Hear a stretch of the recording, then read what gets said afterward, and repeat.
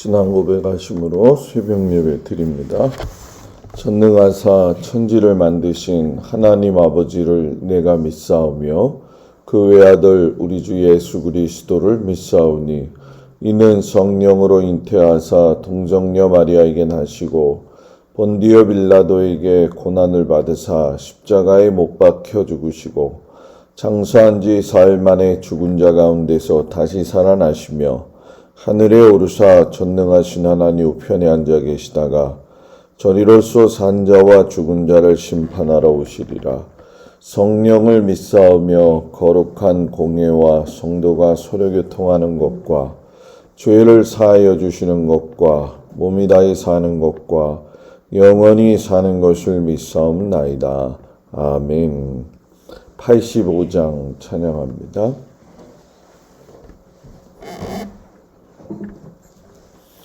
85장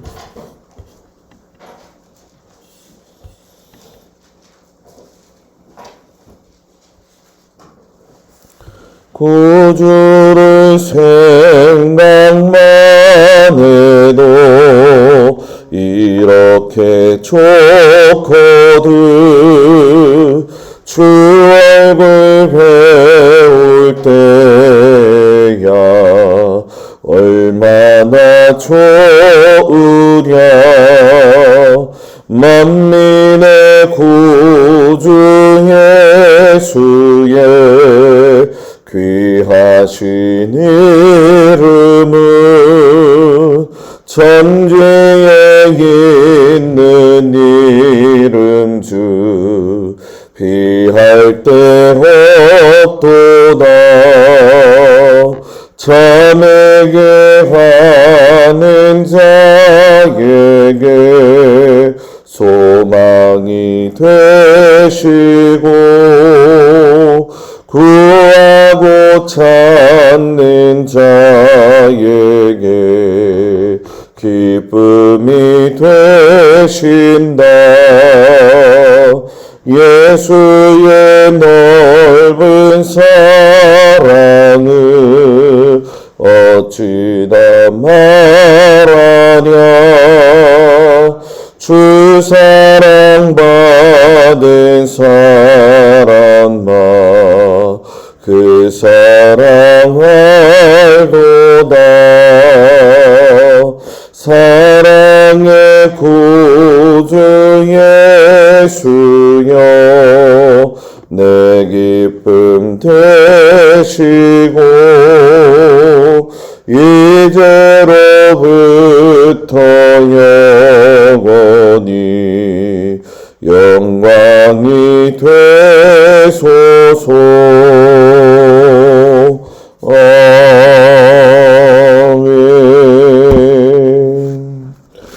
하나님 말씀은 마태복음 2장 1절에서 12절까지의 말씀이 되어집니다.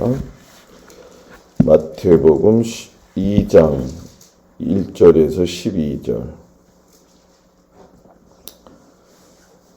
마태복음 2장 1절에서 12절까지 말씀을 다같이 봉독하겠습니다. 헤롯 왕 때에 예수께서 유대 베들레헴에서 나심에 동방으로부터 박사들이 예루살렘에 이르러 말하되 유대인의 왕으로 나신 이가 어디 계시냐. 우리가 동방에서 그의 별을 보고 그에게 경배하러 왔노라 하니 헤롯 왕과 온 예루살렘이 듣고 소동한지라. 왕이 모든 대제사장과 백성의 서기관들을 모아 그리스도가 어디서 나겠느냐 물으니 이르되 유대 베들레헴 오니 이는 선지자로 이렇게 기록된 바 또 유대 땅 베들레헴아 너는 유대 고을 중에서 가장 작지 아니하도다. 내게서 한 다스리는 자가 나와서 내 백성 이스라엘의 목자가 되리라 하였음이니이다. 이에 헤롯이 가만히 박사들을 불러 별이 때를 자세히 묻고 렘으로 보내며 이르되 가서 아기에 대하여 자세히 알아보고 찾거든 내게 고하여 나도 가서 그에게 경배하게 하라. 박사들이 왕의 말을 듣고 갈새 동방에서 보던 그 별이 문득 앞서 인도하여 가다가 악이 있는 곳 위에 머물러 서 있는지라. 그들이 별을 보고 매우 크게 기뻐하고 기뻐하더라. 집에 들어가 아기와 그의 어머니 마리아가 함께 있는 것을 보고 엎드려 아기께 경배하고 보배압을 열어 황금과 유향과 몰약을 예물로 드리니라. 그들은 꿈에 헤롯에게로 돌아가지 말라 지시하심을 받아 다른 길로 고국에 돌아가니라. 아멘. 오늘도 주님 앞에 온 성도들을 축복합니다. 예수님이 왕으로 오셨죠. 또 왕으로 오신 그 예수님을 찾아뵙기 위해서 경배하러 동방 박사들이 찾아온 이야기입니다. 근데 이 말씀을 자세히 보면 똑같이 왕이 왔지만은 그 상황에 따라서 그들의 마음이 달라져 있는 걸 우리가 보게 되죠. 어떤 사람은 경배하러, 그리고 어떤 사람은 경계하는 일을 하는 모습을 우리가 보게 되어지죠. 선지자 미가의 말씀대로 이제 유대인의 왕으로서 예수님이 찾아오셨고, 또 이스라엘의 길 잃어버린 양들을 위해서 이제 목자로 찾아오셨지요. 그런데 오신 그 왕이 우리가 생각하는 것과는 완전히 태어날 때부터 그 방향이나 의미나 장소가 너무나 달라요. 원래 왕이 태어나야 될 곳은 성전이 되어야 하는데, 오늘 이 땅에 오신 예수님은 유대 땅의 아주 작은 그 마을 베들레헴으로 오신 것을 우리가 보게 되어지죠. 뭐든지 사람은 그러잖아요. 성공하려면 서울로 가야 된다. 큰 물에 가서 놀아야 된다. 이런 얘기를 하는데, 큰 중심에 서서 모든 일을 시작하는 세상의 통념적인 상황 속에서 예수님이 유대 땅 베들레헴 작은 마을에 오셨다는 것은 그 출현 자체가 세상의 가치 또는 어떤 세상의 질서를 완전히 전복하는, 완전히 바꾸어 버리는 그런 새로운 질서, 또 새로운 시대를 예고하는 모습을 우리가 보게 되죠. 모두 다 삶에서 중심의 자리에 서고 싶고 꼭대기에 서고 싶고 맨 앞에 서고 싶어 하는데도, 예수님은 오늘 말씀을 보시게 되면 그 상황과 그 모든 것들이 다 낮아요. 남들이 보기에도 저것이 왕의 모습일까라고 할 정도로 어처구니 없는 그 모습을 보게 되어지죠. 그럼 우리도 이런 예수님의 뜻을 알고 있다고 한다면 내 삶의 방향은 어디를 두고 있고 어디를 향해 가고 있느냐, 세상이 말하고 있는 탑의 자리를 바라보면서 가고 있느냐, 아니면 여전히 주님의 길을 따라가는 것이 어렵지만 그 낮은 길을 걸어가기 위해서 고군분투하면서 가고 있느냐.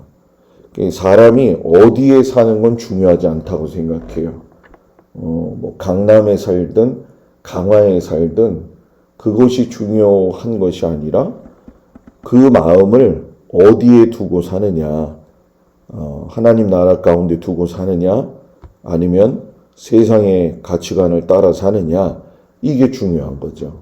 아무리 의리의리하고 좋은 강남에 살다 할지라도 그곳이 세상 가치관으로 썩어져서 물들어 버린 곳이라고 한다면 그곳이 과연 아름다운 천국과 같은 하나님의 나라가 되겠느냐? 아니라는 거죠.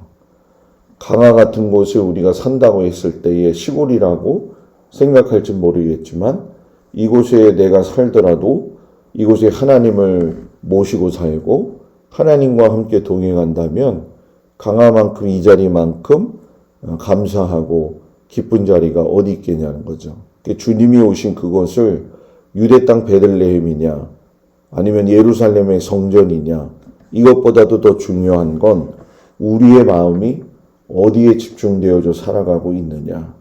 내일 구정이 되면서 새해가 이제 음력으로 시작이 되면서 올 한 해 내 신앙을 어느 방향으로 두고 살아갈 거냐 깊이 새겨보는데 아마 좋은 지침이 되리라 생각이 됩니다.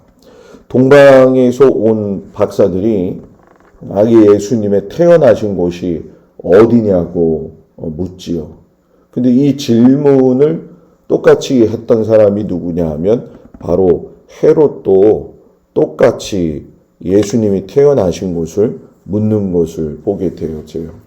자, 이 두 부류의 사람들은 질문이 똑같은 거죠. 유대인의 왕이 어디서 났느냐. 모두 다 관심을 갖고 있지만 그 속에 보게 되면 동기가 달랐다라는 얘기예요. 동방박사들은 예수님을 경배하기 위해서 물어왔고 또 찾아왔지만은 헤롯은 그 질문 속에 예수님을 죽이려고 하는 데다가 집중을 하고 있더라는 거죠. 그러니까 오늘도 마찬가지인 것 같아요. 우리가 예수님을 찾아가는 이유는 무엇일까? 주님을 찾는 이유는 무엇일까? 나의 그 아성을 지키기 위해서, 헤롯처럼 나의 고집을 지키기 위해서, 내 것을 지키기 위해서 주님을 찾아가는 것이냐?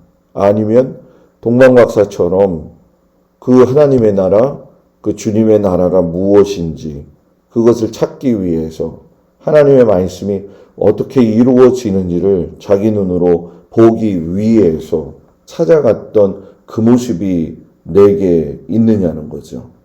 내 것을 지키기 위해서 움켜잡았던 헤롯과는 정반대로 동방박사들은 자신의 것들을 오히려 내어드리는 그 모습을 보게 되어지면 역시 여전히 질문은 같았지만 동기는 다른 이 사람 두 부류의 사람들을 보면서 신앙의 길을 걸어갈 때에도 이 두 부류는 항상 내 앞에 존재하고 있다라는 거죠.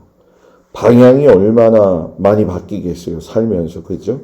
우리가 서울을 가려면 이 길도 있고 저 길도 있잖아요. 그러나 우리의 목적지는 서울이라는 거죠. 만약에 가면.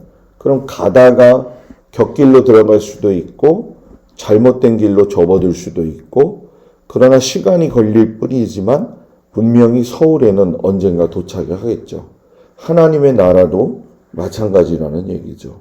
하나님의 나라를 걸어갈 때에 우리가 주님을 찾는 이유를 이렇게도 찾아보고 저렇게도 찾아보고, 주님을 따라가는 것이 어떤 것인지 이것도 물어보고 저것도 물어보죠. 그러나 제일 중요한 건 마지막에 가서는 주님 앞에 서야 된다라는 거죠. 그것이 아름다운 모습이고, 가다가 바뀌지 말아야 되고 또 변하지 말아야 되는 것이 성도의 삶의 아름다운 모습이라는 얘기예요. 얼마나 우리의 모습이 카멜레온처럼 변화무쌍하게 많이 바뀌는지 몰라요. 하나님을 향한 우리들의 마음이 훈련이 되어지는 건 매우 중요한 거죠. 왕이 나셨다는 그 소식을 듣자마자 헤롯 왕과 더불어서 예루살렘 성이 소동했다라고 이야기를 하잖아요. 여러분, 미가 선지자가 말씀한 그 이야기의 내용, 그리고 이사야 선지자의 내용, 예언들을 보면 전부 다 이미 주님이 오실 것을 이야기하셨고, 또 그 주님이 복음으로 오셔서 죄인된 우리들을 구원하신다라고 하는 분명한 메시지를 주었는데도 이 예언이 성취되는 그 앞에서 어떤 이들이 기뻐하고 환대하기보다는 이 사람들을 보게 되면 긴장하고 불안을 감추지 못하고 있는 거예요. 왜 그럴까? 헤롯도 마찬가지지만 종교 지도자들도 메시아에 대한 대망은 있었지만 일단 자기 거를 움켜쥐고 있었는데 새 왕이 오면 자기의 움켜진 것을 내려놓아야 되기 때문에 복음이 내 안에 들어오면 내 것을 내려놓고 내 것을 포기해야 될 것들이 얼마나 많이 있어요. 그래서 이 왕을 배척했을 때 처음 온 사람들도 그랬지만 예수님이 십자가에 달리실 때의 예루살렘 입성 이후의 십자가 사건을 보게 되어지면 반복되는 사이클이 보여지죠. 결국 복음이 들어가는 곳에 예수님이 있는 그곳에는 참 아이러니컬하게도 환대보다는 내 안에 긴장, 갈등이 생길 수 있다는 거예요. 신앙의 성장에는 갈등이 생길 수가 있는 게 당연한 거죠. 왜냐하면 내가 가는 길이 주님이 원하시지 않는 길이라는 걸 우리는 신앙생활을 통해서 하나님의 말씀을 통해서 알게 되거든요. 나는 이렇게 살아왔고 이렇게 가는 중이었고 또 가는 것이 당연하다고 생각을 했는데 주님이 자꾸 다른 거다. 이게 아니다. 말씀을 하시니까 내 마음에서 부딪히는 거죠. 근데 그렇게 가야지 하면서도 또 가지 못하는 자기의 현실적인 문제는 결국 내려놓는다는 게 얼마나 힘드는 것이고 이 세상적 갈등 구조가 아닌 하나님의 신앙에 대한 갈등 구조는 그 사람으로 하여금 손을 놓게 되면 평안함이 와요. 세상적 갈등 구조는 거기에서 내려놓으면 자존심이 상하죠. 그런데 하나님 안에서의 신앙적 이 내려놓음은 진정한 평안이 오고 그 안에서 사는 이치가 무엇인지도 알게 되고 하나님을 따르는 것이 진정으로 무엇인지도 알게 되어진 거죠. 그만큼 우리에게 예수님을 따라간다는 건 많은 결단을 요구한다라는 거죠. 그 결단 앞에 서서 그 결단을 선택해 가는 게 그것도 힘들고 그것도 벅차고 그것도 감당하기 어려울 때가 많은데 우리는 여러분 뭐예요? 뺑뺑 돌잖아요. 뺑뺑 도니 얼마나 힘들겠어요. 그죠? 옛날에 어렸을 적에 운동회 하면은 코끼리 이렇게 코 해가지고서는 뺑뺑 돌고서는 달리게 하잖아요. 그죠? 그거는 10중 8구 사람들 시키면 다 딴 데로 갑니다. 다 쓰러지고. 그죠? 그때 모든 사람이 느끼는 게 뭐냐? 나는 이게 아닌데. 난 저길 보고 가는데 왜 내 몸은 뭐예요? 절로 갈까? 세상에 치우쳐 살다 보면 그럴 때가 있잖아요. 나 주님이 원하시는 길이 저긴데 왜 일로 가지? 그때에 정신 차리면 여러분 뭡니까? 원위치 되어지는 거죠. 그러니까 이런 갈등의 구조는 신앙 성장에 있어서는 필요한 것이다. 너무 중요한 것이다. 라고 하는 걸 깊이 생각해 보시고 또 성경에 정통했던 대제사장들과 서기관들을 보게 되면 또 좀 아이러니컬한 문제가 있어요. 왜냐하면 이들은 연구하는 사람들이었고 누구보다도 하나님의 말씀에 익숙한 사람들이었는데 또 말씀을 통해서 메시아가 베들레헴에서 태어난다는 걸 알고 있잖아요. 유대인의 왕으로 나시니가 어디 거냐. 네, 미가 선지자가 그러는데 저 유대 땅 베들레헴에서 납니다. 알고 있었고 정확한데 문제는 뭐냐면 성경을 보니까 찾아가지 않아요. 찾아가야 돼요. 신앙은 찾아서 먹어야 돼요. 먹여주는 신앙에서 이제는 내가 먹을 줄 알아야 돼요. 여러분들은 어떠느냐 이거죠. 어때요? 누가 먹여줘요? 내가 먹고 있어요. 내가 먹고 있다고 한다면 거기서 끝나는 게 아니죠. 내가 먹고 남도 먹여줄 수 있는 사람이 된다면 한층 더 업그레이드 되는 사람이죠. 목사님 신앙의 업그레이드가 있어야 됩니까? 당연히 있어야 되죠. 컴퓨터가 1987년도, 8년도에 처음 나와가지고 지금까지 08년 해가지고 여러분 생각해보면 그걸 업그레이드라고 그러잖아요. 이거는 뭐 사람의 머리로는 도저히 이해할 수 없는 수준의 업그레이드가 됐죠. 옛날에 컴퓨터 처음 나왔을 땐 조그만 네모난 거 A 플로피 디스크라고 해가지고 비닐처럼 생긴 거 그거 집어넣으면은 책이 수천 권 들어간다고 얼마나 자랑했는지 몰라요. 지금은 여러분 요런 거 하나 있으면 그 AP 플로 디스크를 몇천 개 집어넣은 거잖아요. 그죠? 이거는 가히 상상이 어려운. 세상은 변하고 있는데 나는 안 변해요. 신앙인. 얼마나 하나님 보시기에 그러시겠냐는 거죠. 세상이 그렇게 커져가고 있고 세상이 그렇게 우리를 갖다가 무너뜨리려고 하는데 우리는 여전히 옛날에 A 플로피 디스크 가지고서 이거 봐 이런다는 거죠. 지금 뭐 들고 다니는 핸드폰이 거의 컴퓨터보다 더 이상의 능력을 가지고 있는데 우리의 신앙은 제자리가 되면 안 된다는 거예요. 그래서 제가 여러분들한테 강조하는 게 아마 무엇인지 아실 거라고 생각이 되어져요. 우리의 신앙은 자랑이 아니라 쌓여져가는 내공 속에서 하나님을 진심으로 경배하는 것이 가장 아름다운 성숙과 업그레이드의 모습이라는 거죠. 이 대제사장과 서기관들은 진짜 징한 사람들이에요. 왜냐하면 너무 잘 알아요. 근데 너무 찾아가지 않았고 너무 받아들이지 않았어요. 왜? 완고했기 때문에. 그리고 지식을 많이 쌓았지만 한 걸음도 옮기지 않는 냉담한 지식이었기 때문에. 우리 안에는 아직과 아성, 해박한 것보다 더 중요한 건 말씀대로 살아가기 위해서 몸부림치는 요동이 필요하다는 거죠. 이거는 우리가 평생을 살아가면서 고민해야 될 문제고 평생을 살아가면서 하나님 앞에 씨름해야 될 문제예요. 그리고 하나님 앞에 이 씨름을 감당했을 때 주님 앞에 서는 날에 너 정말 잘했다. 너 정말 힘들었을 텐데 수고했다. 이런 위로의 말, 칭찬말이 아니라 위로의 말을 들을 수 있는 우리 귀한 성도들이 되어지기를 주의 이름으로 축복을 드립니다. 새해 복 많이들 많이 받으시기 바랍니다. 기도합니다. 은혜로우신 아버지 하나님, 예수님이 오심에도 불구하고 한 사람은 죽이려고 했고 또 한쪽은 경배하러 왔습니다.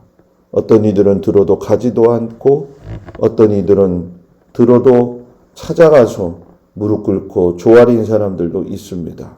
우리가 어디에다가 초점을 맞추고 살아가고 있는지, 우리의 신앙은 얼마나 더 한층 업그레이드 되어져서 이 그 집의 식간에 엄청나게 다변화되는 이 세상 속에서 나는 어떤 모습을 가지고 하나님을 섬기며 가고 있는지 깊이 새겨볼 수 있는 은혜를 주님 허락해 주시기를 간절히 원합니다.